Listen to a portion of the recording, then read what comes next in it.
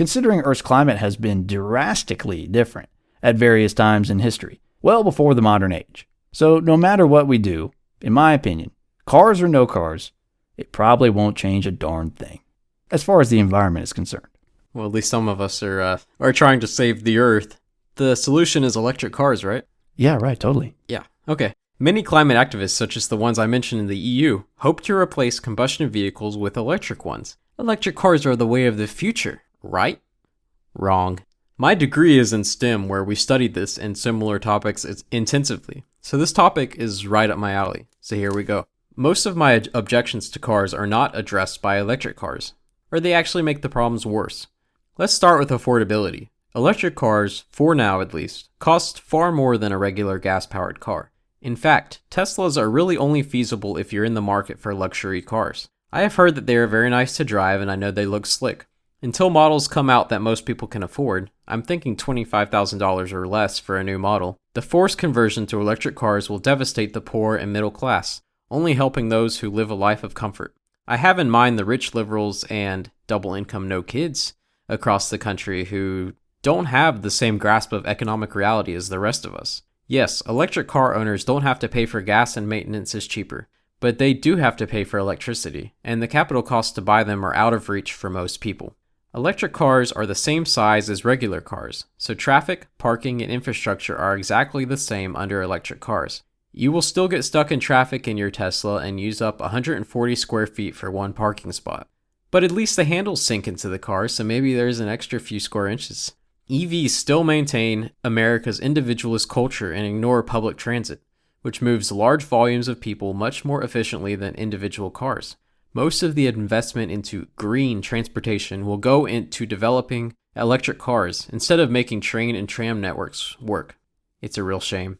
Electric cars will contribute equally to the obesity epidemic. However, I must admit that electric cars are quieter, so the noise pollution is decreased. But now we get to the supposed golden reason to switch to electric cars, the environmental impact. But here's where I put my bachelor's degree to work, which makes me equally qualified to Bill Nye the Science Guy. Lithium-ion batteries do not appear in nature. They cannot be grown on an organic farm that's cage-free, cruelty-free, and grass-fed. The materials must be mined in absolutely appalling conditions. The lithium from the batteries is actually not that bad to extract, and it largely comes from Chile. But cobalt is another essential ingredient. The majority of the world's cobalt comes from the Democratic Republic of the Congo. This is done in terrible conditions where death is common, children are forced to work, and corruption is rampant. By the time one electric car is produced, it has emitted 15 to 30 tons of carbon dioxide.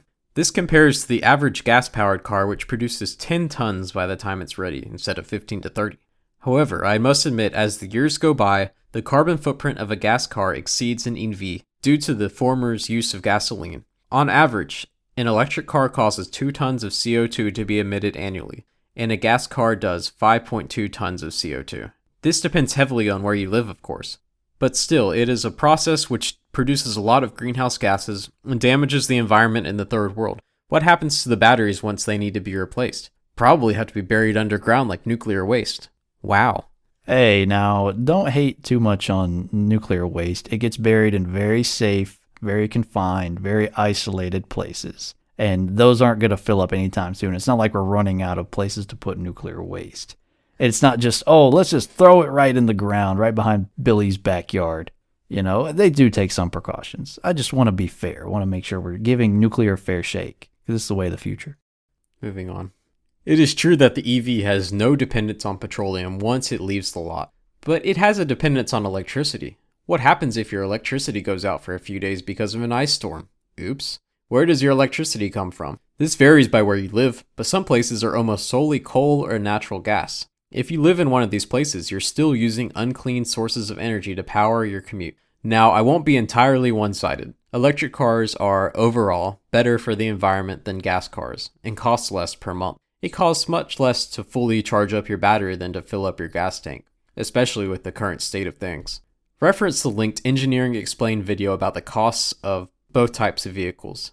EVs are much quieter and produce no air nor water pollution when driven. Also, they cost less to maintain, since they don't have an internal combustion engine. My beef with electric cars is not the technology. which is cool and will make our transportation better overall for people and the environment, but the self-righteous attitude of their advocates. The inherent attractiveness of the EV is its surface appearance of solving all the problems of the gas car, while all the unsavory and harmful things are out of sight, out of mind.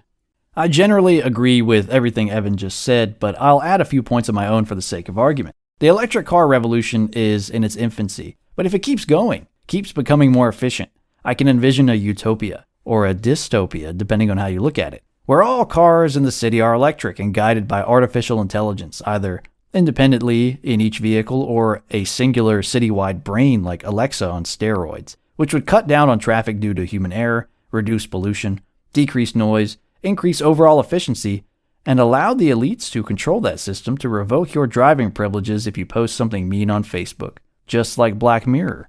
Overall, the electric car thing has more long-term cons than pros, in my opinion. It's a band-aid that won't help us return to our meaningful and respectable traditions, but will instead enable more laziness, more slothfulness, more obesity, more dependence on tech and oligarchs that produce it and control it, more self-centeredness and impatience, and it will further reinforce the status quo.